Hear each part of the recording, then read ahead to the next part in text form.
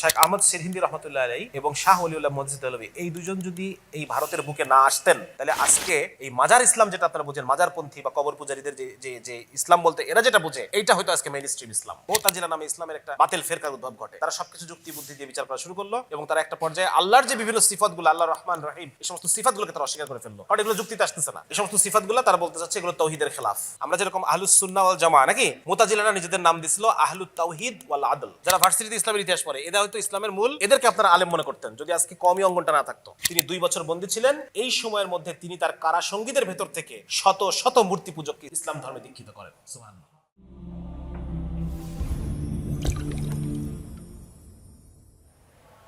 সমস্ত প্রশংসা আল্লাহ রাব্বুল আলামিনের। আল্লাহ তাআলা আমাদেরকে আজকে দুজন মহৎ ব্যক্তি, যাদেরকে ছাড়া আমাদের এই ভারত অঞ্চলের ইতিহাস অসম্পূর্ণ, শুধু তাই না, আমাদের দ্বীনি ইতিহাসও অসম্পূর্ণ। এই দুজন ব্যক্তি ছাড়া ইসলামের যে ইতিহাস, সেই ইতিহাস অসম্পূর্ণ। এই দুজন ব্যক্তি সম্পর্কে আজকে আমরা ইনশাআল্লাহ তাআলা কিছু জানবো, কিছু বিষয় আমরা আলোচনা করব এবং সেই সাথে শুধু আলোচনা করে শেষ না, বরং আমরা তাদের সম্পর্কে মানে বর্তমান পরিস্থিতিতে, বর্তমানে সারা পৃথিবীতে ইসলামের যে একটা অবস্থা, মুসলমানদের যে একটা অবস্থা, সেই পরিস্থিতিতে আমরা কি করণীয় নির্ধারণের ক্ষেত্রে তাদের কর্মপন্থা থেকে কিছু নেওয়া যায় কিনা, বা তাদের কর্মপন্থা থেকে আমরা কোনো নুক্তা পাই কিনা, কোনো বিশেষ কোনো তথ্য পাই কিনা যেটা আমাদের কাজে লাগবে। এবং সেই সময়কার যে মুসলমানদের যে সামাজিক পরিস্থিতি, এখনকার যে সামাজিক পরিস্থিতি, দুটোর মধ্যে কতটুকু মিল আছে কি বা নাই, তাদের কর্মপন্থা আমাদের সাথে আমরা নিতে পারি কিনা, এই বিষয় নিয়ে আমরা কিছু কিছু বিষয় আলোচনা করবো ইনশাআল্লাহ তাআলা। আশা করি আপনারা সবাই ধৈর্য ধরে শুনবেন। সেই দুজন ব্যক্তিত্ব হচ্ছেন, একজন হলো শেখ আহমদ আল সিরহিন্দি রহমতুল্লাহ আলাইহি এবং আরেকজন হযরত শাহ ওয়ালিউল্লাহ মুহাদ্দিস দেহলভী রহমতুল্লাহ আলাইহি। এই দুজনকে নিয়ে আমরা আলোচনা করবো ইনশাআল্লাহ। সবাই কম বেশি এই দুজনের নাম আমরা শুনেছি, কিন্তু এনাদের যে কি অবদান ইসলামের জন্য, বিশেষ করে এই ভারত অঞ্চলের, পাকিস্তান, ভারত, বাংলাদেশ এই অঞ্চলে হিন্দুস্তানের মুসলমানদের জন্য তাদের কি অবদান, এটা সম্পর্কে আমরা অনেকেই জানি না। এবং সেই সাথে তাদের সময়ের যে সিচুয়েশন ছিল ইসলাম এবং মুসলমানের, সেই সিচুয়েশনের সাথে বর্তমান সিচুয়েশনের অনেক মিল, বর্তমান প্রেক্ষাপটের অনেক মিল, এবং যার কারণে তারা সেই সময় যে কাজগুলো করেছিলেন সেই কাজগুলো আমাদের জন্য এখন সমানভাবে প্রাসঙ্গিক। কীভাবে প্রাসঙ্গিক সে বিষয়গুলো আমরা সামনে দেখবো ইনশাআল্লাহ। শেখ আহমদ সিরহিন্দি উনি মূলত এমন একটা সময়ের মানুষ, যখন আমরা জানি যে মোগল সম্রাট আকবর, মোগল সম্রাট আকবর তিনি, আমরা জানি যে মানে একটা প্রচণ্ডভাবে ইসলাম বিদ্বেষী একটা অবস্থান মোগল সম্রাট আকবর গ্রহণ করেছিল, এবং সেই সময় সে প্রচণ্ড পরিমাণে হিন্দু ঘেঁষা তো ছিলই, সেই সাথে ইসলামের বিরুদ্ধে একটা খুব কঠোর একটা অবস্থানে সে চলে গিয়েছিল। আমরা এটাও জানি যে সে দ্বীন ইলাহি নামে একটা নতুন ধর্মের উদ্ভব এই সম্রাট আকবরের সময় ঘটেছিল। তো এই শেখ আহমদ সিরহিন্দির যে সময়টা আপনি একটু লক্ষ্য করেন, এটা 1564 থেকে 1624 পর্যন্ত এই সময়কালের মধ্যে তিনি দুনিয়াতে ছিলেন। এবং এই সময়টায় তিনি আকবরকে অল্প কিছু সময় তিনি পেয়েছিলেন, সম্ভবত ওনার জন্মের 4 বছর আগে আকবর, এরকম একটা ব্যাপার ছিল। এবং মূলত উনি সম্রাট জাহাঙ্গীরকে পেয়েছিলেন। আকবরের পরবর্তী যে সম্রাট জাহাঙ্গীর, সেই জাহাঙ্গীরের আমলে ইসলামকে তার আগের অবস্থায় ফেরত আনা, এই কাজটার জন্য একক কৃতিত্ব সাধারণত শেখ আহমদ সিরহিন্দিকে দেওয়া হয়। যে আকবরের মৃত্যুর মাত্র 17 বছরের মধ্যে পুরা রাষ্ট্রকে উনি আবার ইসলামের পথে ফেরত এনেছিলেন।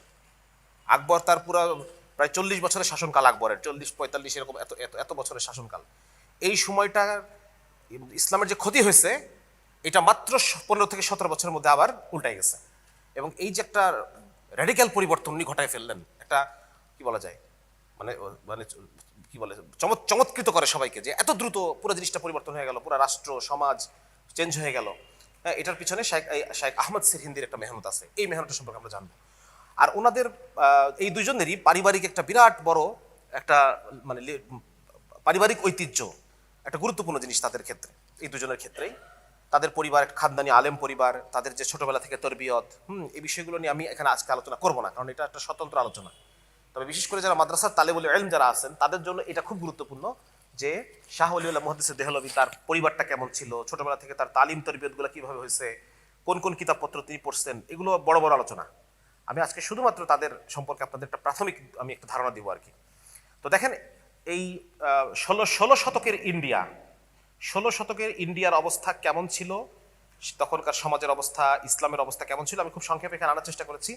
যে ওই সময়টাতে সম্রাট আকবর, সে আকবরের জীবনে 3টা পর্যায়ে আছে। প্রথম পর্যায়ে সে খুবই দিনদার মানুষ ছিল।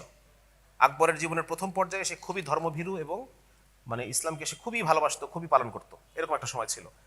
পরবর্তীতে তার জীবনের দ্বিতীয় পর্যায়ে যখন শুরু হয়, তখন তিনি মানে মানে তার প্রধান প্রতিপক্ষ ছিল, তার তার শাসন ক্ষমতাকে সুসংহত করার ক্ষেত্রে প্রধান প্রতিপক্ষ ছিল কিছু উজবেক সুন্নি এলিট ক্লাস। এদেরকে সরায় দেয়, এবং এদেরকে সরায় দিতে হলে পরে কি করতে হবে, তখন যে সংখ্যাগুরু হিন্দু পপুলেশন, হিন্দু এলিট যারা, হিন্দু অভিজাত কর্মকর্তা এই লেভেলের যারা আছে, তখন তাদেরকে সে কাছে টেনে নেয় আকবর। ঠিক আছে? এবং এই কাছে টেনে নেওয়ার কারণ, এটার মূল উদ্দেশ্য ছিল পলিটিক্যালি তার ক্ষমতাটাকে সুসংহত করা। যেহেতু ভারতবর্ষের মেজরিটি হিন্দু, সুতরাং হিন্দু পপুলেশনকে যদি সে, হিন্দু এলিটদেরকে যদি সে কাছে টানতে পারে, তাহলে পরে সে তার ক্ষমতা নিশ্চিত হয়। ঠিক আছে? এটা করতে গিয়ে আস্তে আস্তে আকবর ইর্তেদাদের দিকে চলে গেছে এবং শেষ সময় সে মুরতাদ হয়ে গেছে।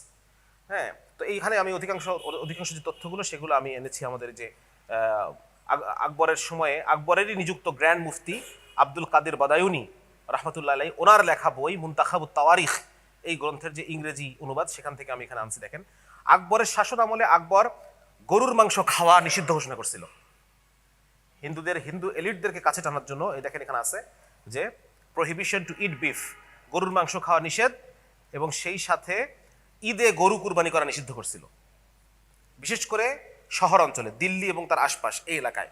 হ্যাঁ, হয়তো গ্রামের দিকে অতটা মানা হতো না, কিন্তু দিল্লি এবং তার আশপাশ এলাকায় এটা নিষেধ ছিল। আচ্ছা, 2 নম্বর হচ্ছে, দেখেন কি লিখছে, the prayers of Islam, the fast and even the pilgrimage were henceforth forbidden। মানে কি বলা যায় এটাকে, মানে নামাজ, রোজা, হ্যাঁ, এমনকি হজ করা, এটাও সে মানে নিষিদ্ধ ঘোষণা করা হয়েছিল, এরকম একটা অবস্থা। মানে আমি চিন্তা করছি, দেখেন যে মানে এটা হয়তো বা এক্সিকিউট হয় নাই, হ্যাঁ, নামাজ তো নিষিদ্ধ করা যাচ্ছে না, কিন্তু হিন্দু এলিটদের মন পাওয়ার জন্য এরকম একটা ঘোষণা সে দিচ্ছে। এই ঘোষণা হয়তো বাস্তবায়ন হয় নাই। হ্যাঁ, মুসলমানের রোজা কিভাবে বন্ধ করবে, মুসলমানের নামাজ কিভাবে বন্ধ করবে, হজ কিভাবে বন্ধ করবে? আসলে তো সেই সময় এটা এখনকার মতো পুলিশ প্রশাসন যেভাবে আমাদের খুতবা নিয়ন্ত্রণ করে, হ্যাঁ, আমাদের প্রত্যেকটা মুভমেন্ট নিয়ন্ত্রণ করে, কন্ট্রোল, কখনো এরকম সম্ভব ছিল না। কিন্তু এরকম একটা ঘোষণা দেওয়া হয়েছে শুধুমাত্র যে হিন্দু এলিটদের মন পাওয়ার জন্য। এটাই তো বোঝা যায় যে আসলে রাজার মন মানসিকতা কেমন, ঠিক কিনা? বাস্তবায়ন হয় নাই, কিন্তু বোঝা যাচ্ছে। তারপর আরবি পড়া এবং আরবি শেখাকে অপরাধ গণ্য করা হতো, আলিমদেরকে অসম্মানিত, ও হ্যাঁ, এই যে দেখেন, যারা আরবি শিক্ষিত, যারা reading and learning Arabic were looked as a crime. ঠিক আছে? অ্যান্ড মুহাম্মাদান ল অ্যান্ড দ্য এক্সেসিস, মানে কোরআন তাফসির, অ্যান্ড দ্য ট্রেডিশন হাদিস, as also those who studied them were considered bad and deserving disapproval. মানে যারা কোরআন, হাদিস, ফিকহ এগুলো চর্চা করতেন, তাদেরকে আজকে যেরকম ছোট নজরে দেখা হয়, হ্যাঁ, আজকে দেখবেন যে কওমি সার্টিফিকেট যদি কেউ দেখায়, এটা গ্রহণযোগ্য না। হাসিনার আমলে তো আরো খারাপ অবস্থা ছিল। কওমি সার্টিফিকেটটা মনে হয় উর্দুতে লেখা নাকি না আরবিতে লেখা? কওমিদের যে দাওরায়ে হাদিস সনদ, এটা কি ভাষায় লেখা? আরবিতে লেখা না? আরবিতে লেখা। তো এইগুলা এমন একটা ঘটনা আছে যে এই সনদ দেখানোর ফলে একজনকে আবার পাকিস্তানপন্থী রাজাকার এগুলো বলছে, এরকমও হাসিনা আমলে ঘটছে। এখন পর্যন্ত দেখেন যে কওমি সনদের কোনো মূল্যায়ন নাই। ওলামায়ে কেরামকে যখন কোনো একটা কথা বলে, তখন যারা সেকুলার মনা, যারা তারা ওলামায়ে কেরামকে মূর্খ বলতে চায়, প্রতিক্রিয়াশীল বলতে চায়, পশ্চাৎপদ, অন্ধ, এইসব কথাবার্তা আমাদের বলে না, এগুলো তো আমাদেরকে বলে। তো ওই সময়ও আকবরের সময় অবস্থা একই রকম ছিল। মিল পাচ্ছেন না? দেখেন হুবহু কিন্তু একই রকম। এখন যেরকম অবস্থা, ভারতে যেরকম অবস্থা যে গরু কুরবানি নিষিদ্ধ, তারপর হচ্ছে গরুর মাংস নিষিদ্ধ, গরুর মাংস বহন করার কারণে মুসলমানদেরকে পিটায় মেরে ফেলতেছে, তখনও আকবরের সময় একই অবস্থা ছিল। অবস্থার খুব বেশি যে পার্থক্য ছিল তা না, বরং আরো খারাপ হচ্ছে যে সে হিন্দুদের মন পাওয়ার জন্য এমন কিছু হুকুম, যেমন নামাজ রোজা নিষিদ্ধ করা, যদিও এটার এক্সিকিউশন হয় নাই, কিন্তু মন পাওয়ার জন্য তুমি যে এত নিচে নামছো, এটাই বা কম কি, ঠিক না? তারপর হচ্ছে আরবি পড়া এবং শেখাকে একটা অপরাধ মনে করা হচ্ছে। যারা আরবি শিক্ষিত, যারা কোরআন হাদিস, কোরআনের তাফসির, হাদিস পড়ে, যারা তাদেরকে সমাজে অচ্যুত, হ্যাঁ, সমাজের মানে কি বলা যেটাকে, সমাজের মানে অপাঙ্ক্তেয়, অবহেলিত এরকম ভাবে করে রাখা হয়েছে। তাদের কোনো কথাবার্তাকে গুরুত্ব দেওয়া হবে না, ডিসঅ্যাপ্রুভাল। আচ্ছা, এরপর কি করা হয়তো, হিন্দুদের খুশি করতে গিয়ে সে বছরের কিছু সময়, মানে এমনিতে তো হিন্দুরা বিশেষ করে যারা ব্রাহ্মণ, এদের মধ্যে অধিকাংশই কিন্তু নিরামিষ ভোজী নাকি, হ্যাঁ, এরা যে কোনো ধরনের প্রাণী এরা হত্যা করতে আসলে আগ্রহী না, নিরামিষ নিরামিষ খায়। সেদিন কোথায় যেন দেখলাম আলুর বিরিয়ানি, হ্যাঁ, এবং সে খুব মজা করে খাচ্ছে, বলতেছে বাহ আলুটা খুব নরম হয়েছে, আলুর বিরিয়ানি খাইতেছে। তো আমার কাছে খারাপ লাগলো যে আরে মাংসের এত সুন্দর টেস্ট, এটা থেকে তারা বঞ্চিত, আলুর বিরিয়ানি খাইতে হচ্ছে। আচ্ছা, তো মানে এদেরকে খুশি করার জন্য বছরের কিছু সময় সব ধরনের প্রাণী হত্যা নিষিদ্ধ, মুরগি টুরগিও এরকম একটা অবস্থা আর কি না, বছরের কিছু সময় পশু হত্যা নিষিদ্ধ করা হয়। এবং এটা করার জন্য মুসলমান পরিবারকে শাস্তি দেওয়া হয়। কোনো মুসলমান পরিবার যদি গরু হত্যা, গরু কুরবানি বা এই বছরের কিছু সময়, যে সময়গুলোতে মানে নিরামিষ ভোজন করা বাধ্যতামূলক এক ধরনের, এরকম একটা সময় যদি কেউ আমিষ ভোজন করতেছে, তাহলে পরে সেই সমস্ত পরিবারের উপরে শাস্তি দিয়ে, এটা একটু বেশি, অনেক বেশি বাড়াবাড়ি না এটা, তুমি নিজে খাবা না, নিজে না খেলে না খাও, কিন্তু তুমি আরেকজন খাচ্ছে, এটাকে তুমি তাদের সেই সমস্ত পরিবারগুলোকে শেষ করে দিচ্ছ অত্যাচার করে, শাস্তি দিয়ে।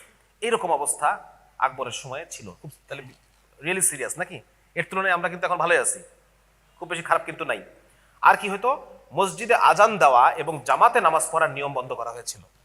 আমি আগেই বলতেছি, এটা কিন্তু পুরা ভারতবর্ষের ছিল তা কিন্তু না, এটা বাস্তবায়নযোগ্য না স্বাভাবিক সেন্সে, বা কিন্তু দিল্লি এবং তার আশপাশ এলাকা এই নিয়মগুলা মানে বাস্তবায়ন করার চেষ্টা তারা করছে, হ্যাঁ। এবং সবচেয়ে বড় আরো জিনিস যেটা আমি আনতেছি, যে বাস্তবায়ন যদি নাও হয়, এরকম একটা ঘোষণা যে আসছে, এটাই যথেষ্ট আপত্তিকর এবং যথেষ্ট দুঃখজনক। ঠিক আছে, পাবলিক প্রেয়ার, আজান, এইগুলাকে করা হয়েছে, এবং বিভিন্ন নাম যেমন আহমদ, মোহাম্মদ, মুস্তাফা, হ্যাঁ, এই ধরনের নামগুলাকে সম্রাট আকবর মানে নিজের জন্য অপমানজনক মনে করতেন। এই ধরনের নামগুলাকে, হ্যাঁ, মোহাম্মদ, আহমদ, মুস্তাফা, এই সমস্ত নামগুলা, এবং এই ধরনের নাম যদি কারো থাকতো, সে তাদের নামগুলাকে পরিবর্তন করে দেওয়া হতো। নাউযুবিল্লাহ মিন যালিক। ঠিক আছে, এই যে কয়েকজনের নাম আছে, যেমন হচ্ছে কারোর নাম ইয়ার মোহাম্মদ বা মোহাম্মদ খান, এই ধরনের নামগুলোকে অল্টার করে কি করা হতো, রাহমত, এই ধরনের নাম দেওয়া হতো। দেখেন এই ইতিহাসগুলো কে লিখছে, এই ইতিহাসগুলো লিখছে আকবর, যাকে নিজে গ্র্যান্ড মুফতি নিযুক্ত করছে সে। তার মানে ইতিহাসগুলো আমরা বিশ্বাস আমাদের করতেই হবে নাকি? আকবর যাকে গ্র্যান্ড মুফতি নিয়োগ করছেন, সেই বদায়ুনি রহমতুল্লাহ আলাইহি, উনি নিজে এই ইতিহাস লিখতেছেন। আচ্ছা, দেওয়ানখানায় কারো সাধ্য ছিল না যে প্রকাশ্যে নামাজ আদায় করে, কমপক্ষে প্রাসাদ কমপ্লেক্স যেখানে, সেখানে জামাতে নামাজ নিষিদ্ধ করা হয়েছে। মানে চিন্তা করে দেখেন কি অবস্থা, যেখানে জামাতে সালাত আদায় করা নিষিদ্ধ করা হলো। দাড়ি কামানোকে ভদ্রতা মনে করা হতো, দাড়ি কামানোকে ভদ্রতা মনে করা হতো। এবং এটা এটা এটা কি বলা যায়, এখন যেরকম এখন দাড়ি কামানোটাকে একটা মনে করা হয় আর কি, স্মার্ট। হ্যাঁ, দাড়ি রাখলে জঙ্গল নাকি, জঙ্গল দেখা যাচ্ছে, পরিষ্কার হবে, স্মার্ট হও। হ্যাঁ, আচ্ছা।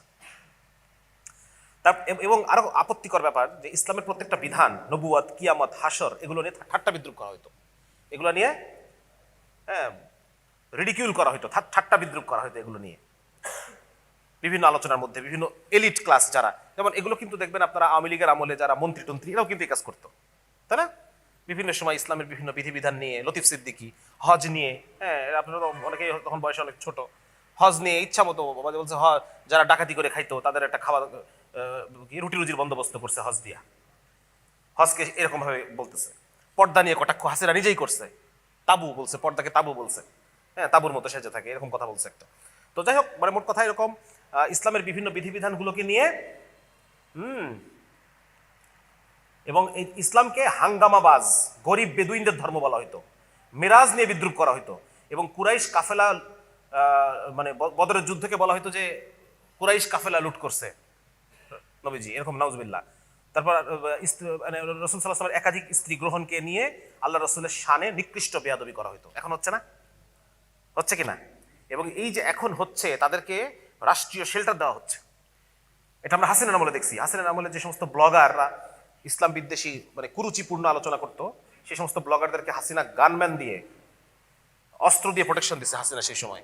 আবার এখন যারা রাখাল রাহাটা, এই যে কি আবুল বয়াতি টয়াতি, যারা আল্লাহ এবং তার রাসূলের শানে কটূক্তি, কুরুচিপূর্ণ আলোচনা করে, এদেরকেও একটা রাষ্ট্রীয় শেল্টার দেওয়ার একটা অবস্থা কিন্তু আমরা দেখতে পাই।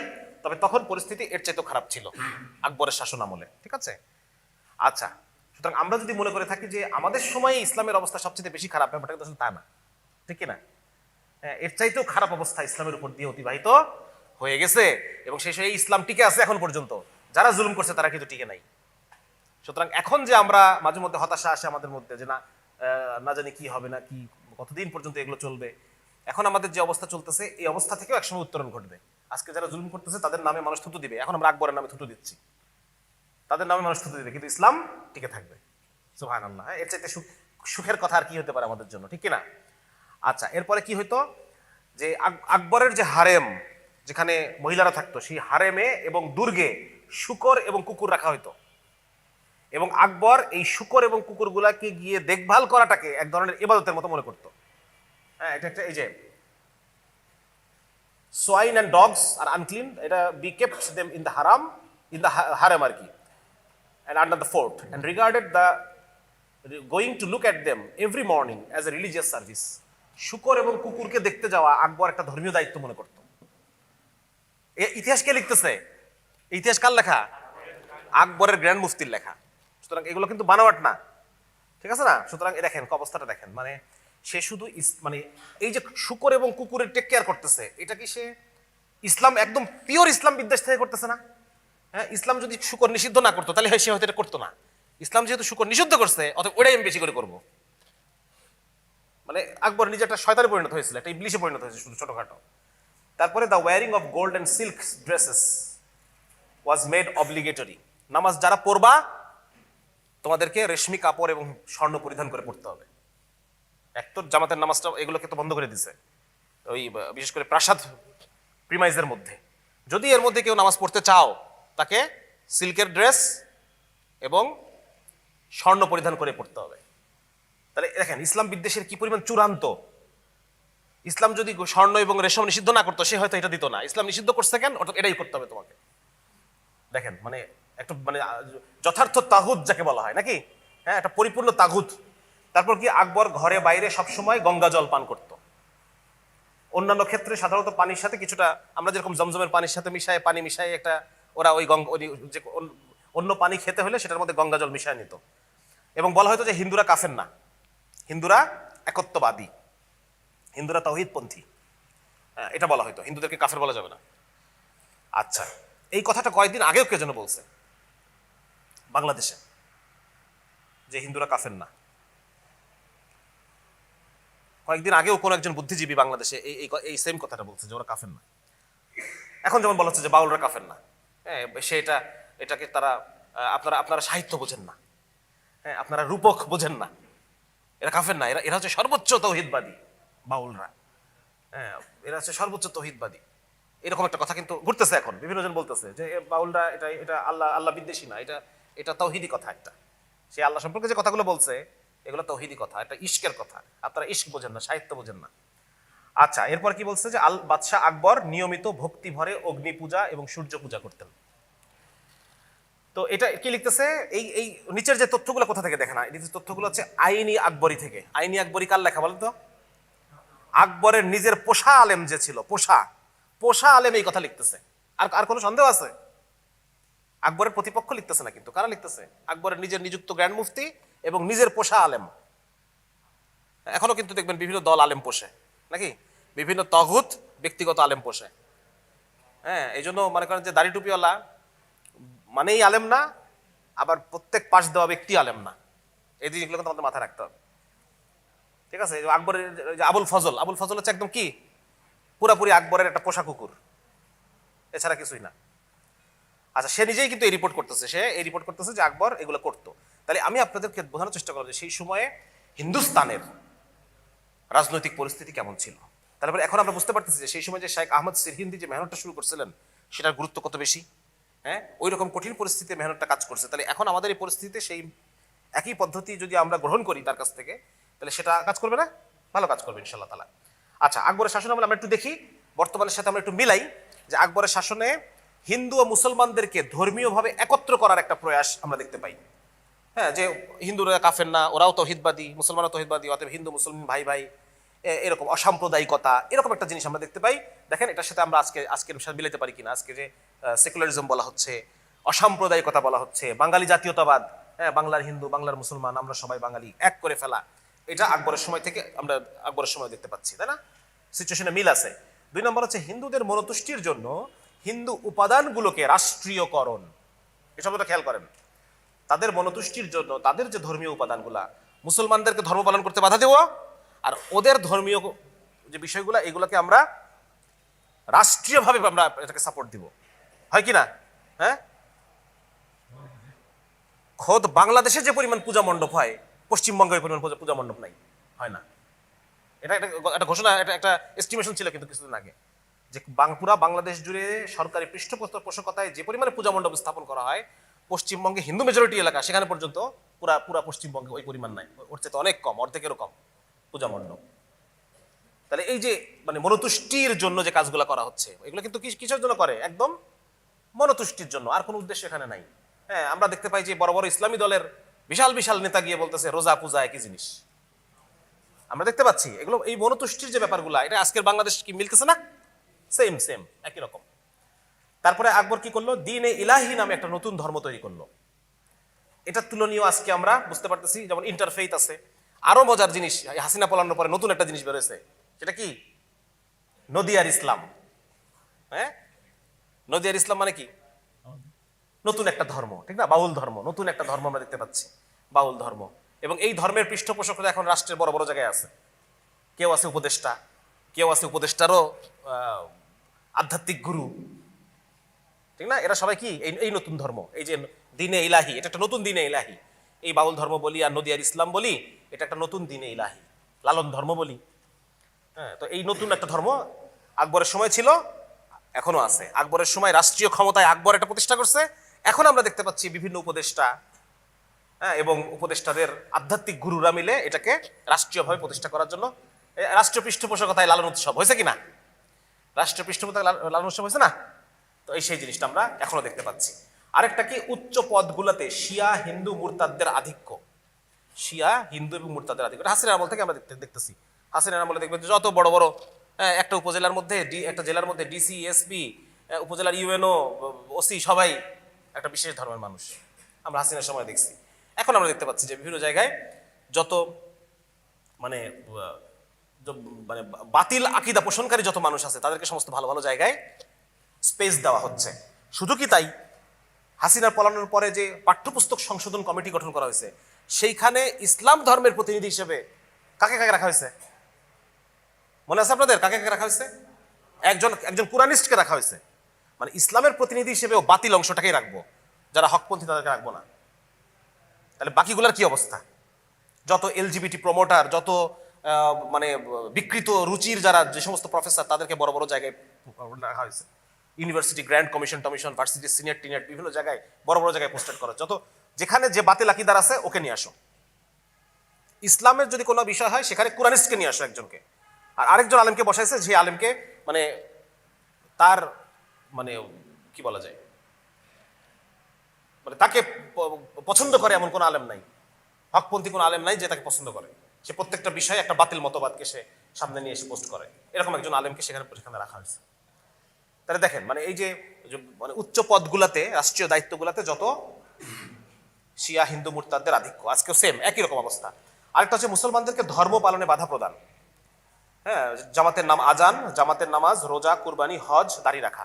এখন এটা নাই, এটা এখন উঠে গেছে। হাসিনার সময় এটা পুরো মাত্রায় ছিল, এখন এটা নাই। কিন্তু এখন আপনি যেটা পাবেন, যে আপনি যে কোনো ক্যাম্পাসে যখন যদি বলা হয় যে আমরা একটা সিরাত কম্পিটিশন করতে চাই, মাহফিল করতে চাই, বিভিন্ন রকম বাধা আসতে থাকে, ঠিক না? মানে এখন এতটা নাই, কিন্তু কিছুটা অল্প অল্প কিছু কম আছে। হাসিনার আমলে অনেক বেশি ছিল। আচ্ছা, ওই সময়ে 1600 শতকে যদি আমরা ইন্ডিয়ার কালচারাল পরিস্থিতিটা আমরা একটু দেখতে চাই, সেই সময়কার সাংস্কৃতিক অবস্থাটা কি ছিল, সেখানে আমরা দেখি যে মানে একজন মুসলমানদের একজন বড় আধ্যাত্মিক একজন সাধক শেখ সালিম চিশতি, ওনার যে সমাধি, ওনার যে মাজার, সেখানে সমাধির গায়ে হিন্দু সংস্কৃতি ও স্থাপত্যের প্রতীক লক্ষ্য করে আমি বিস্মিত হয়েছি। একজন খ্রিস্টান ঐতিহাসিক উনি বলতেছে যে মুসলমানদের একজন এত বড় একজন সাধু পুরুষ, এত বড় একজন দরবেশ, তার কবরের গায়ে আমি হিন্দুদের সংস্কৃতি এবং স্থাপত্যের প্রতীক লক্ষ্য করে আমি বিস্মিত হয়েছি। গোটা সমাধিসৌধের মধ্যে হিন্দু ভাবধারার অভিব্যক্তি সুস্পষ্ট। তার মানে শুধুমাত্র ধর্মীয় অঙ্গনেই না, অন্যান্য সমস্ত জায়গায় এই হিন্দু সংস্কৃতির যে ছাপ, এটা ফতেপুরের মসজিদটিকে এই মসজিদ অপেক্ষা বৈষ্ণব মন্দির বলে বেশি মনে হয়। মানে আর্কিটেকচার বা স্থাপত্য শিল্পে পর্যন্ত ওই রকম ডিজাইন চলে গেছে। জনৈক অমুসলিম লেখক বলতেছেন কি, যে সাধারণভাবে উপমহাদেশে ইসলাম তার প্রাণ সত্তা হারিয়ে ফেলেছিল। কেবলমাত্র ইসলামের আনুষ্ঠানিক রীতিনীতি ও কল্পনাপ্রসূত অলৌকিকতার প্রতি আসক্তি প্রধান ছিল। শেখ আহমদ সিরিন্দি, আপনাকে একটা ক্লিয়ার একটা লাইন বলে দেই, এই লাইনটা বলে আপনারা বুঝবেন। শেখ আহমদ সিরিন্দি রহমতুল্লাহ আলাইহি এবং শাহ ওলিউল্লাহ মসজিদ আলভী, এই দুজন যদি এই ভারতের বুকে না আসতেন, আল্লাহ যদি না পাঠাইতেন, তাহলে আজকে এই মাজার ইসলাম যেটা আপনারা বুঝেন, মাজারপন্থী বা কবর পূজারীদের যে ইসলাম বলতে এরা যেটা বুঝে, এইটা হয়তো আজকে মেইন স্ট্রিম ইসলাম। বুঝতে পারতেছেন? যদি এই দুজন ব্যক্তি না আসতো, তাহলে উনি বলতেছেন যে সেই সময়ে শেখ আহমদ সিরিন্দি জন্মের ওই টাইমটাতে আগে ভারতের কেমন ছিল, ইসলামের কিছু আনুষ্ঠানিক রীতিনীতি ছিল, নামাজ কালাম এগুলো, রোজা হজ এগুলো ছিল, এবং কল্পনা প্রসূত অলৌকিকতা।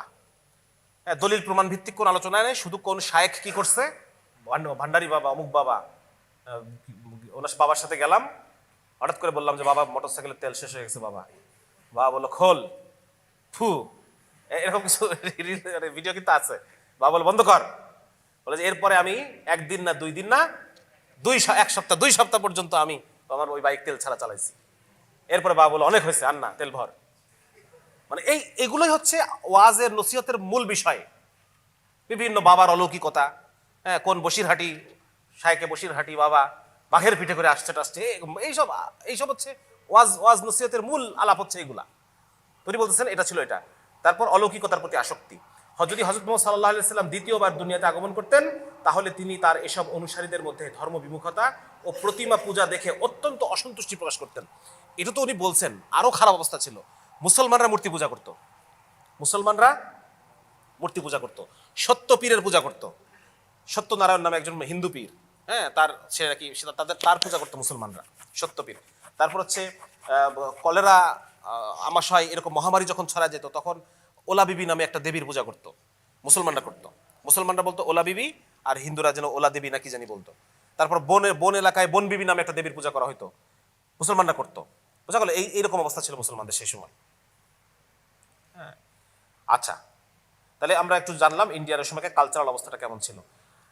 এবার আমরা একটু দেখবো যে ওই সময় শেখ আহমদ সিরহিন্দি রহমতুল্লাহ আসার আগে ইন্ডিয়াতে ইসলামের যারা মানে সময় তো মাদ্রাসা ছিল, দিনী শিক্ষা দীক্ষা ছিল না, এগুলো তো ছিলই।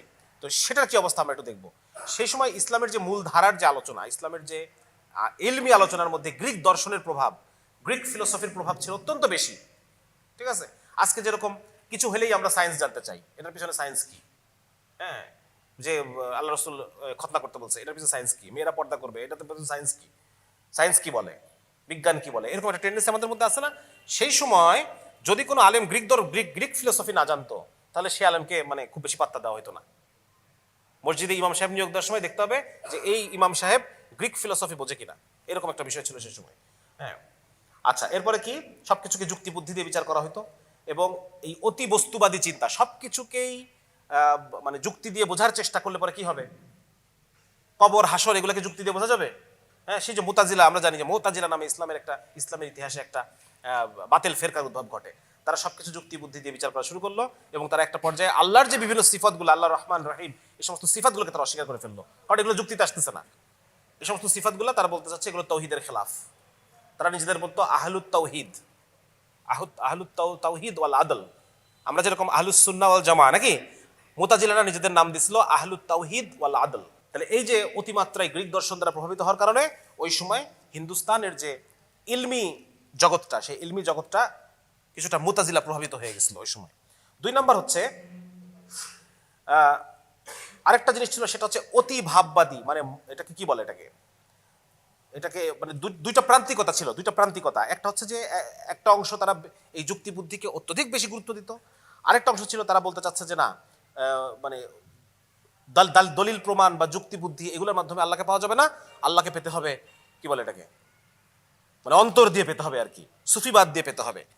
মানে আল্লাহকে পেতে হলে মরমীবাদ বা অতি ভাববাদ, যুক্তি বুদ্ধিতে পাওয়া যাবে না, অন্তরের আলো দিয়ে পেতে হবে। ঠিক আছে, এবং এটা কিভাবে অর্জন হবে, বিভিন্ন রিয়াজত, মুজাহাদা, বিভিন্ন রকম কঠোর কঠোর পরিশ্রম কষ্ট নিজের উপর চাপাই নিতে হবে। এগুলো হিন্দু ধর্মেও আছে। সেদিন হিন্দু ধর্মের এক সাধুর জীবনী দেখতেছিলাম, সে করছে কি, সে 32 বছর ধরে হাতটা উপরে তুলে রাখছে এভাবে। এভাবে করতে করতে তার এই হাতটা শুকায় টুকায় একদম তো অকেজ হয়ে গেছে, বলছে এই হাতের এখন হাতটা এমন হয়ে লেগে গেছে যে এটা ভেঙে যাবে, এখন এটা ঠিক করতে গেলে এটা ঠিক হবে না।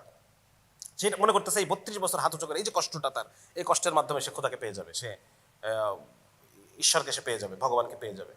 তো এরকম একটা চিন্তা। এবং সেই সময় ভারতীয় দর্শন, ভারতীয় বিভিন্ন হিন্দুদের বিভিন্ন ফিলোসফির সাথে মিশে ওয়াহদাতুল উজুদ নামে একটা চিন্তা সেই সময় মূল মেইন স্ট্রিম ছিল। ওয়াহদাতুল উজুদ হচ্ছে এরকম একটা চিন্তা যে মানে আমাদের কোনো কিছুর অস্তিত্ব নাই, একমাত্র আল্লাহরই অস্তিত্ব আছে, মানে আমরাও আল্লাহর অংশ, এরকম একটা বিষয়, এরকম একটা মানে বাতিল একটা আকীদা সেই সময় মূলত ইয়ে ছিল। এটা আপনারা তুলনা করতে পারেন, যেমন আজকে যেরকম আমরা বিজ্ঞানকে বেশি গুরুত্ব দেই, সেটা একটা জিনিস। আর 2 নম্বর হচ্ছে আজকের ভ্রান্ত সুফিবাদ, গ্রামে গ্রামে ভণ্ডপীর, কোয়ান্টাম মেথড, হ্যাঁ, এরা সবাই এরা বলতে চায় যে আমরা দলিল প্রমাণ, কোরআন হাদিস, শরীয়ত না, মারফত দিয়ে আল্লাহকে পাইতে হবে। শরীয়তবাদ, আল্লাহকে পেতে হয় কিসে? মারফতে। এই সমস্ত জিনিস কিন্তু আমরা আজকেও হুবহু একই জিনিস দেখতে পাই। এবং সেই সময় ইরানে একটা আন্দোলন শুরু হয়, আন্দোলনটার নাম হচ্ছে নুকতাবি আন্দোলন। সেই আন্দোলন তারা বলতে চায় যে যেহেতু এখন মোহাম্মদী শরীয়তের 1000 বছর পূর্ণ হয়ে গেছে, সুতরাং মোহাম্মদী শরীয়তের বৈধতা শেষ। এখন নতুন একটা একদিন আমাদের প্রতিষ্ঠা হবে, যেটা দর্শন, ফিলোসফি এগুলোর উপর ভিত্তি করে নতুন দিন। এবং আকবর মূল নিজেও এটা দ্বারা প্রভাবিত ছিল। ঠিক আছে, ইরানের আন্দোলনের দ্বারা সেই সময় বুঝতে হবে আমাদেরকে যে সেই সময় শিয়াদের প্রভাব অনেক বেশি। হ্যাঁ, শিয়ারা বিভিন্ন বড় বড় পোস্ট পজিশন শুরু করে সব জায়গায় শিয়ারা, এবং সেই ফলে ওই ইরানের এই সমস্ত জিনিসের প্রভাব ওই সময়। এবং আমাদের ভাষাও ফার্সি, আমাদের ভাষাও সেই সময় কি রাষ্ট্রভাষা ফার্সি। সুতরাং ইরানের যত বাতিল ইরান আসে, সব বাতিল আমাদের এখানে চলে আসে। আচ্ছা, আরেকটা হচ্ছে এই যে এখানে লেখা আছে যে বিপুল পরিমাণে ইমামিয়া শিয়া, 12 ইমামি শিয়া যারা, তারা এবং তাদের সাহাবী বিদ্বেষী আকিদা, চিন্তা চেতনা, আচার অভ্যাস মুসলমানদের মাঝে ছড়িয়ে পড়ে। ঠিক আছে, তাহলে দেখেন প্রত্যেকটা জিনিসের সাথে আমাদের এখনকার অবস্থার মিল আছে। এখনো দেখবেন যে ওরিয়েন্টালিস্টদের মাধ্যমে বিভিন্ন সাহাবী বিদ্বেষী জিনিস কিন্তু আমাদের এখানে চর্চা হচ্ছে। যত ইউনিভার্সিটি দেখেন, আজকে যদি কওমি অঙ্গনটা না থাকতো, তাহলে ইসলামের মূল মেইন স্ট্রিম পণ্ডিত কারা হইতো? না, পণ্ডিত বলতে কাদের বুঝতেন আপনারা? যারা ভার্সিটিতে ইসলামিক স্টাডিজ পড়ে, যারা ভার্সিটিতে ইসলামের ইতিহাস পড়ে, এরা হয়তো ইসলামের মূল, এদেরকে আপনারা আলেম মনে করতেন যদি আজকে কওমি অঙ্গনটা না থাকতো। বুঝতে পারছেন আমার কথা? এবং এরা পরে কি? এরা পরে হচ্ছে ওরিয়েন্টালিস্টদের লেখালেখি পড়ে, ওরিয়েন্টালিস্টদের লেখালেখি পরে এরা পাশ করে। তাহলে বোঝা যাচ্ছে যে এখানে আমাদের একই অবস্থা হইতো যদি এখানে এই মানে আমাদের এই যে দুজন কি বল আল্লাহর ওলির জীবনী আমরা পড়তেছি, এই দুজনের যদি না আসতেন, তাহলে পরে আজকে আমরাও একটা ভুল পথে চলে যেতাম। ঠিক আছে, এবং প্রত্যেকটা বাতিল, ওই সময়কার যতগুলা বাতিল আকিদা প্রতিষ্ঠা ছিল, তার প্রত্যেকটার একটা ছবি কিন্তু আমাদের বর্তমান সমাজে কিন্তু আছে। সুতরাং ওই সময়কার যে পরিবেশ পরিস্থিতি, তার সাথে আমাদের ব্যাপক মিল আমরা লক্ষ্য করতে পারতেছি। এবং সেই সময় হযরত মুজাদ্দিদ আলফে সানি রহমতুল্লাহ উনি আসেন, এবং তখন ওই যেখানে দেখেন আছে যে যখন ওনার বয়স 43, তখন আকবর মারা যান। তার মানে আকবরের যে অকাম কুকাম, এই পুরাটা টাইম উনি পাইছিলেন। আকবরের যত আকাম, এইটা পুরাটাই উনি সচক্ষে অবলোকন করছিলেন। এবং ওনার বয়স যখন 43 বছর, তখন আকবর মারা যায়। ঠিক আছে, এবং সেই সময়টা ইসলামের 1000 বছর পূর্তির সময়, যার কারণে আমরা ওনাকে বলা হয় কি মুজাদ্দিদ আলফে সানি, মানে দ্বিতীয় সহস্রাব্দের মুজাদ্দিদ। ইসলামের 1000 বছর শেষ, নতুন 1000 বছর শুরু হচ্ছে। তাহলে উনি হচ্ছে প্রথম 1000, দ্বিতীয় 1000-এর ইসলামের নবজাগরণকারী হচ্ছেন মুজাদ্দিদ। মানে কি? মানে নতুন করে ইসলামকে নবায়ন করা। হ্যাঁ, উনি একজন মুজাদ্দিদ। এবং ওই সময়টা ইসলামকে দেখেন, এখানে লিখছি এখানে যে নানান ফিতনা ক্রমাগত ইসলামের উপর হামলে পড়ছিল, এবং ইসলামী শরীয়তের প্রয়োজন, ইসলামী শরীয়তের অকাট্যতা, হ্যাঁ, এটাকে শতদিক থেকে চ্যালেঞ্জ জানানো হচ্ছিল। ইসলামী শরীয়ত বাতিল হয়ে গেছে, এটা আর কাজ করবে না, এটা শেষ। এই কারণে তাকে বলা হয়, এই সময়ে শাইখ আহমদ সিরহিন্দি তার কাজ শুরু করেন। এই জন্য ওনাকে বলা হচ্ছে দ্বিতীয় সহস্রাব্দের মুজাদ্দিদ। দেখেন, এইবার আমরা আস্তে আস্তে ঢুকবো যে উনি আসলে কি কি কাজ করছেন ওই সময়। ঠিক আছে, আমরা খুব স্পেসিফিক ঢুকবো। প্রথমেই উনি ইসলামের এই সমস্ত যে ইসলামের উপরে যে হামলা, এইগুলাকে উনি চ্যালেঞ্জ করা শুরু করেন। যত দিক দিয়ে উনি শিয়াদেরকে খণ্ডন করেন, উনি এই সমস্ত যত ধরনের বাতিল চিন্তা চেতনা যেগুলো আছে, এইগুলোকে উনি খণ্ডন করেন। এবং ইসলামের যে মূল ভাবধারা, ইসলামের যে মূল মেসেজ, সেটাকে উনি ওনার লেখালেখির মধ্যে নিয়ে আসেন। ওনার লেখালেখি বলতে আমরা সরাসরি যেটা পাই, সেটা হচ্ছে ওনার মাকতুবাত, ওনার চিঠির সংকলন পাই আমরা। উনি বিভিন্ন জনের কাছে চিঠি লিখছেন, ওনার বিভিন্ন শাগরেদদের কাছে চিঠি লিখছেন, সেই সময়কার যারা মোগল অফিসারদের কাছে চিঠি লিখছেন, হ্যাঁ, তারপর আরও যারা বিভিন্ন এলাকার যার মধ্যে উনি ইসলামের একটু বীজ লক্ষ্য করছেন তার কাছে উনি চিঠি লিখছেন, চিঠিতে বিভিন্ন দিক নির্দেশনা দিচ্ছেন। তো এই সমস্ত চিঠির সংকলন মাকতুবাতে ইমাম রব্বানি এই নামে এটা পাওয়া যায়। এবং এর মধ্যে ওনার বিস্তারিত কিছু জিনিস, ওনার কি আইডিওলজি, ওনার কি চিন্তা চেতনা, হ্যাঁ, এবং উনি ওই সময়কার যত বাতিল ন্যারেটিভ, এই যে মুতাজিলাদের আকিদা ওই সময় আছে, শিয়াদের আকিদা ওই সময় প্রেজেন্ট, তারপরে যে অতি সুফিদের আকিদা, এগুলোকে সবগুলোকে খণ্ডন করে উনি আহলুস সুন্নাহর যে আকিদা, আহলুস সুন্নাহর যে বিশ্বাস, এটাকে উনি সবসময় প্রমোট করতে থাকেন। ঠিক আছে, এটা হচ্ছে 1 নাম্বার। 2 নাম্বার হচ্ছে উনি ছাত্র তৈরি করেন কিছু। উনি ওনার এমন কিছু ছাত্র, এমন কিছু ওনার কপি তৈরি করেন, এবং এই কপিদেরকে সারা ভারতবর্ষ তো বটেই, সারা পৃথিবীতে উনি পাঠিয়ে দেন, এবং তাদের উদ্দেশ্যে উনি বিভিন্ন ইনস্ট্রাকশন দিয়ে পত্র লিখতেন। ওটাই হচ্ছে মাকতুবাতে ইমাম রব্বানি। দেখেন, মৌলানা কাসিমের নেতৃত্বে 70 জনকে পাঠিয়ে দিয়েছেন তুর্কিস্তানে পাঠিয়ে দিয়েছেন, যে তোমরা ওখানে মেহনত করো, আহলুস সুন্নাহর যে আকিদা, আহলুস সুন্নাহর মোহাম্মদী শরিয়তকে তোমরা জিন্দা করো সেখানে। মৌলানা ফররুখ হুসাইনের নেতৃত্বে 40 জনকে পাঠিয়ে দিয়েছেন আরব, ইয়েমেন, শাম এবং তুরস্কে। মৌলানা সাদিক কাবুলের নেতৃত্বে 10 জনকে পাঠিয়ে দিয়েছেন চীনের আজকে যে উইঘুর যে এলাকাটা, সেখানে পাঠিয়ে দিয়েছেন।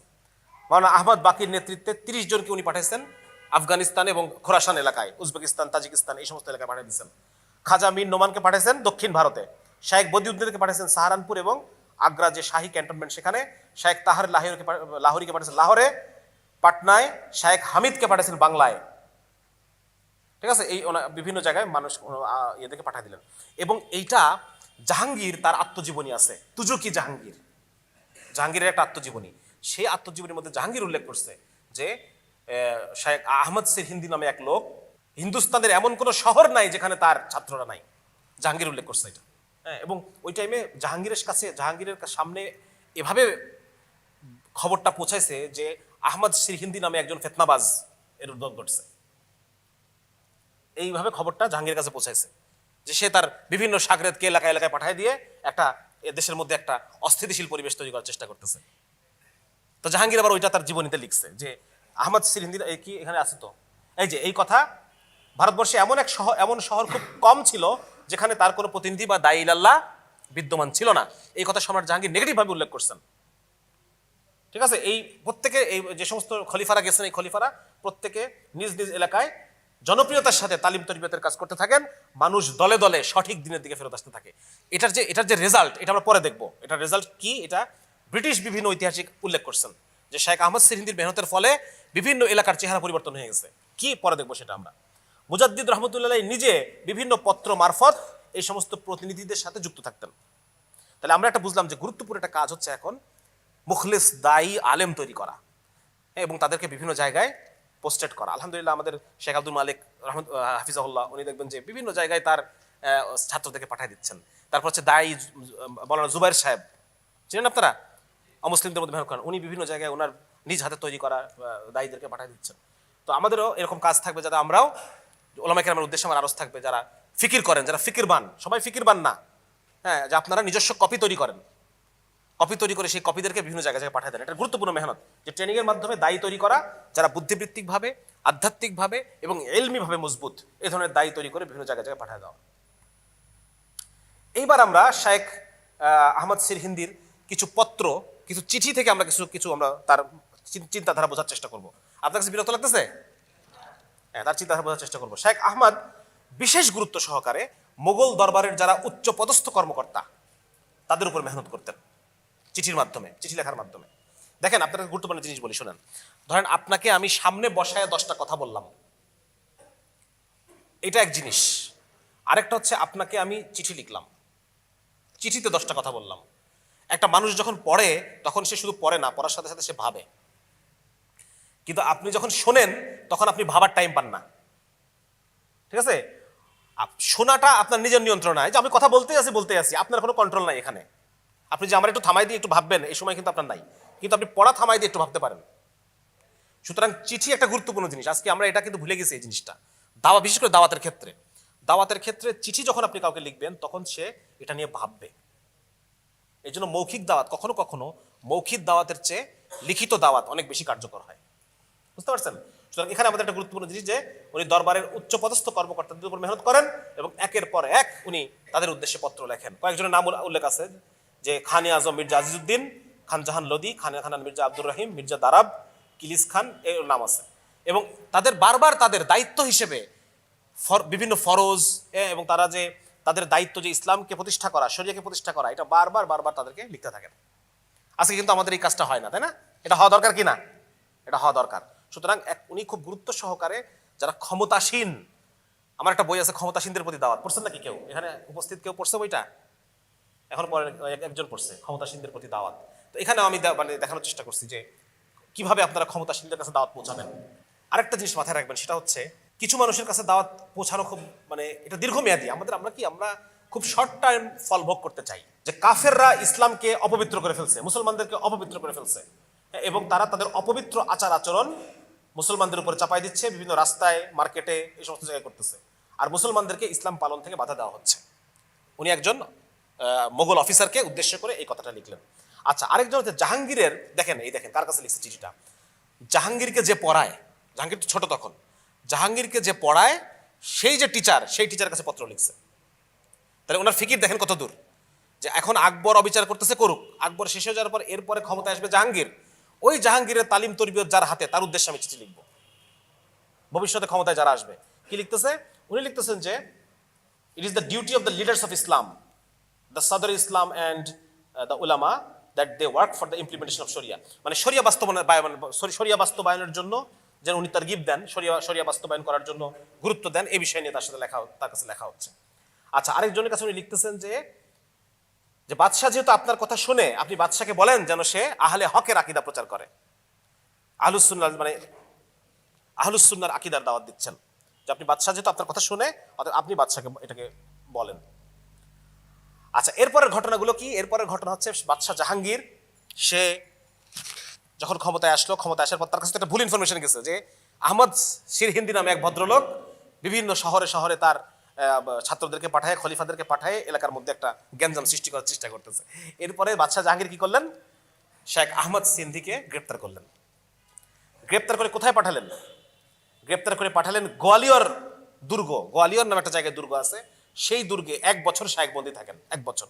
এবং শুধু শায়েখকে বন্দী করেন নাই, শায়েখের যত জমি জমা, মাদ্রাসা টাদ্রাসা, হ্যান ত্যান, বইপত্র সবকিছুকে বাজেয়াপ্ত করে ফেললো ওই সময়। কারণ ওটাকে উনি একটা থ্রেট হিসেবে নিচ্ছে, একটা পলিটিক্যাল থ্রেট হিসেবে নিচ্ছে। এই সবকিছু বাজেয়াপ্ত করে পরিবার পরিজনকে অন্য জায়গায় স্থানান্তর করা হয়। 1 বছরে কিছু বেশি সময় তাকে গোয়ালিয়র দুর্গে রাখা হয়। এবং রাখে কোথায়? রাখে হচ্ছে এক হিন্দু অফিসারের আন্ডারে, একটা হিন্দু অফিসারের আন্ডারে তাকে গোয়ালিয়র দুর্গে রাখা হয়। এবং সেই সময় উনি যে চিঠিগুলো লেখেন, সেই চিঠির মধ্যে উনি করছেন, দেখেন জিনিসটা, একজন ব্রিটিশ ইতিহাসবিদ থমাস আর্নল্ড লিখতেছেন, সম্রাট জাহাঙ্গীরের আমলে শায়েখ আহমদ মুজাদ্দিদ নামে একজন সুন্নি আলেম শিয়া আকীদা বিশ্বাস প্রত্যাখ্যানের ক্ষেত্রে খুবই বিখ্যাত ছিলেন। স্বাভাবিকভাবে সেই সময় শাহী দরবারে শিয়াদের অনেক বেশি প্রভাব ছিল। তাহলে গ্রেপ্তারটা কারা করাইছে আমরা বুঝতে পারলাম তো নাকি? কারা গ্রেপ্তার করাইছে? তারা কোনো এক অজুহাতে তাকে বন্দী করাতে সক্ষম হয়। তিনি 2 বছর বন্দী ছিলেন। এই সময়ের মধ্যে তিনি তার কারা সঙ্গীদের ভেতর থেকে শত শত মূর্তি পূজককে ইসলাম ধর্মে দীক্ষিত করেন। সুবহানাল্লাহ। এই জন্য ভাই দায়ী যে হবে, হ্যাঁ, তার তো আসলে কারাগারের ভিতর বাহির সেম তার জন্য নাকি? এমনকি শেখ রহমানের হাতেও মানে অনেকে মানে ইসলামে প্রত্যাবর্তন করছে, এরকম আমরা ঘটনা শুনছি তার মুখে। তো যার কারণে আসলে আমি কোথায় আসি, কখন আসি, এটা ব্যাপার না, বরং আমি ফিকিরের মধ্যে আছি কিনা, আমার যে মিশন, আমি সেই মিশনের মধ্যে আছি কিনা, কখন কোথায় কিভাবে আছি, এটা খুব বেশি গুরুত্বপূর্ণ না একজন দায়ীর ক্ষেত্রে। ঠিক আছে? তার মানে আমরা কিন্তু বুঝতে পারলাম যে উনি কেন গ্রেপ্তার হয়েছেন, এটা একজন খ্রিস্টান ইতিহাসবিদ আমাদেরকে জানাচ্ছেন। এবং গ্রেপ্তারির পিছনে আরো যে সমস্ত কারণ থাকতে পারে বলে ইতিহাসবিদরা মনে করেন, তার মধ্যে কি কি? একটা হচ্ছে শায়েখের যে কর্মতৎপরতা, এটাকে জাহাঙ্গীর নিজের জন্য হুমকি মনে করছে। 2 নম্বর হচ্ছে ওনার যে খলিফাদের উদ্দেশ্যে চিঠিগুলো লিখতেন, উনি তো একজন আধ্যাত্মিক শায়েখ, যার কারণে আল্লাহর সাথে ওনার যে বিশেষ এক সম্পর্ক এবং ইশারা, এই ধরনের কিছু কথাবার্তা উনি চিঠির মধ্যে লিখতেন ওনার খলিফাদেরকে উদ্দেশ্য করে। এখন এটাকে স্বাভাবিক মানুষ যার সাথে আল্লাহ সম্পর্ক নাই, সে কিন্তু এটাকে হঠাৎ করে ভুলভাবে পড়বে। ওইরকম কিছু ঘটনা আছে এখানে। এবং আরেকটা কারণ হচ্ছে উনি সম্রাটকে কুর্নিশ করতে অস্বীকার জানাইছে, যে আমি আপনাকে মাথা নত করে আপনাকে আমি এটা করতে পারবো না। এগুলো একটা কারণ হতে পারে তাকে গ্রেপ্তার করানোর ক্ষেত্রে। ঠিক আছে? উনি 1 বছর পরে উনি কারামুক্ত হন, এবং কারামুক্ত হওয়ার পরে জাহাঙ্গীর তাকে অফার করে যে আপনি কি আপনার দেশে, আপনার তো সবকিছু বাজেয়াপ্ত করে ফেলছিলাম ভুল হয়ে গেছে, এখন আপনি কি আপনার এলাকায় ফেরত যাবেন, নাকি আমার এখানে মেহমান হিসেবে কিছুদিন থাকবেন? এটা থেকে বোঝা যাচ্ছে যে সম্রাট জাহাঙ্গীর এই কাজের জন্য কিছুটা অনুতপ্ত। এবং তখন শেখ আহমদ সিরহিন্দি রহমতুল্লাহ জাহাঙ্গীরের কাছে থাকাটাকেই বেছে নিলেন, আমি আপনার দরবারে কিছুদিন থাকতে চাই। ওকে।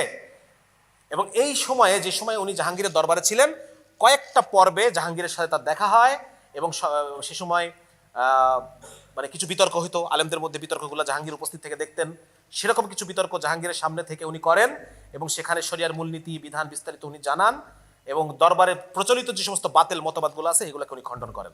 হিন্দু ইতিহাসবিদরা উল্লেখ করতেছেন কি, যে জাহাঙ্গীর একজন মুসলিম বাদশাহ হিসেবে তার কর্তব্যের ব্যাপারে সচেতন ছিলেন। ইসলামের ভবিষ্যৎ নিয়ে তিনি বাপের চেয়ে বেশি আগ্রহী ছিলেন এবং ইসলামের সম্মানকে সবসময় তিনি আপার হ্যান্ড রাখার জন্য চেষ্টা করতেন। একটা বিখ্যাত দুর্গ, সেই দুর্গ আকবরও পর্যন্ত সেটাকে দুর্গকে দখল করতে পারে নাই। কাংড়া, হিন্দুস্তানের বিখ্যাত কাংড়া দুর্গ। কাংড়া দুর্গ, এই দুর্গটা যখন জাহাঙ্গীর জয় করার পর শেখ আহমদকে দাওয়াত করে নিয়ে যায়। জাহাঙ্গীর তার ভুল বুঝতে পারছে, আহমদকে দাওয়াত করে নিয়ে যায়। শেখ আহমদের উপস্থিতিতে ওইখানকার যে বিশাল বড় এক প্রতিমা ছিল, এক দেবী মূর্তি ছিল, সেটাকে ধ্বংস করা হয় এবং গরু জবাই দেওয়া হয়। তার মানে জাহাঙ্গীরের পরিবর্তন, আকবর কেমন ছিল, জাহাঙ্গীর কেমন, পরিবর্তনটা বোঝা যাচ্ছে? হ্যাঁ, তো ঠিক আছে। তারপরে আকবরের সময় হিন্দু মুসলমান বিয়ের একটা নিয়ম চালু করা হয়। আকবর তো নিজেই প্রচুর হিন্দুকে বিয়ে করছে, যেটা আমাদের শরীয়তে নাজায়েজ, মুশরিককে বিবাহ করা, নাকি? তো ওই সময় আকবর মানে মেয়েদেরকে আগে বিয়ে দেওয়ার একটা, মানে ইসলাম তো বালেগ হলে বিয়ে দেওয়ার কথা বলছে, কিন্তু আজকে যেরকম আপনারা দেখতে পান যে একটা 18 বছরের একটা জিনিস ঝুলাই দিছে, ওই সময় আকবর একটা জিনিস ঝুলাই দিছিল। এবং 2 নম্বর হচ্ছে হিন্দু মুসলিম বিবাহের ক্ষেত্রে কোনো বাধা থাকবে না, এরকম একটা নিয়ম উনি করছিল, কিন্তু জাহাঙ্গীর এটাকে নিষিদ্ধ করে দিল। বুঝা গেল? 2 নম্বর হচ্ছে এই যে আকবরের দেওয়া বিয়ের বয়সসীমাকে উনি কি করলেন? রদ করে দিলেন। আকবর হিজরি সাল পরিত্যাগ করছিল, উনি হিজরি সালকে আবার ফেরত নিয়ে আসলেন। পরিত্যক্ত মসজিদগুলোকে পুনঃপ্রতিষ্ঠা করলেন। দ্বীনি এলেম শিক্ষাকে আবার, আকবরের সময় যে আরবি শিক্ষিতদেরকে ডাউন করা হতো, উনি আবার এটাকে উৎসাহিত করা শুরু করলেন জাহাঙ্গীর। এবং আরেকটা জিনিস হচ্ছে, দেখেন যে বললাম সারা ভারতবর্ষের কি অবস্থা। পর্যটক টেরি উনি ভারত ভ্রমণ করেন 3 বছর এবং তারপর উনি বলতেছেন মসজিদগুলা মুসল্লিতে পরিপূর্ণ, মুসলমানদের হাতে হাতে তসবিহ, কোরআন হাদিসে তাদের অপার ভক্তি, রোজা এবং ঈদে অভ্যস্ত। অথচ একটা সময় কি ছিল? তাহলে দেখেন শেখ আহমদ সিরহিন্দি রহমতুল্লাহর যে মেহনত, এই মেহনত আমরা বুঝতে পারলাম কিছুটা।